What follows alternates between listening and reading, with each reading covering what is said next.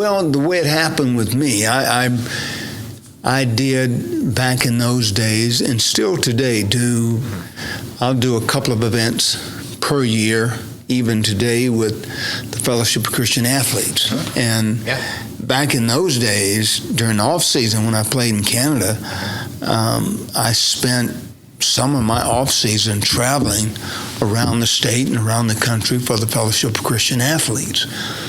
And there was a fellow that owned a truck stop out north of town on I-35. Jerry Brown owned Truckers Village.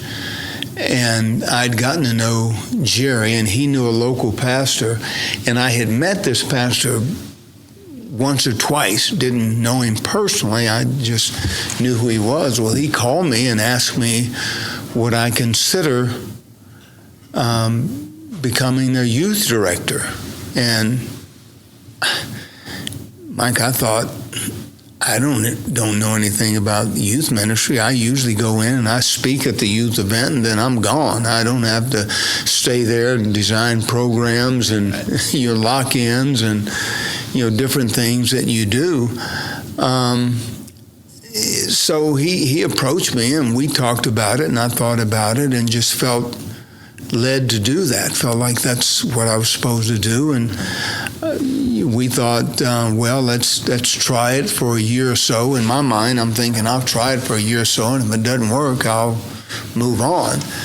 And did that for a year, and a year became 8 years, and there was even a point in time in my youth ministry that I thought I was going to end up being a senior pastor somewhere. That was my thinking, that I had a dream of someday being a senior pastor and pastoring a church, being the senior pastor of a church, that you would walk in the church on Sunday morning and you'd see 3,000 or 4,000 people, and it looked like a United Nations. Yeah. You had red, yellow, brown, black, and white people, and that's always been my vision of what a church should be. When my wife and I, when we were looking for a place of worship, we were not looking for a church that looked like us, or a church that looked like, the governor, or a church that looked like you, or looked like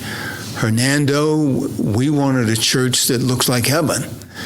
And I firmly believe that when you get to heaven, you're going to see white people and black people and red and yellow and brown people. And I think the church should be the model for how it should work, what diversity should be, and what it should look like, and how you can get along, and you can make it work, and you can have a dinner that you have,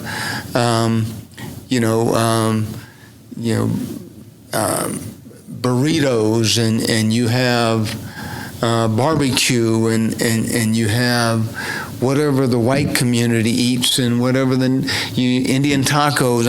You can have a church that, in spite of the fact that there's different cultures in the church, that it can work. And I've been a part of 2 different churches like that, and I think it's maybe a little bit tougher today because people tend to make their Sunday, they make their senior pastor, they call him their pastor, but they allow the internet to be their teacher.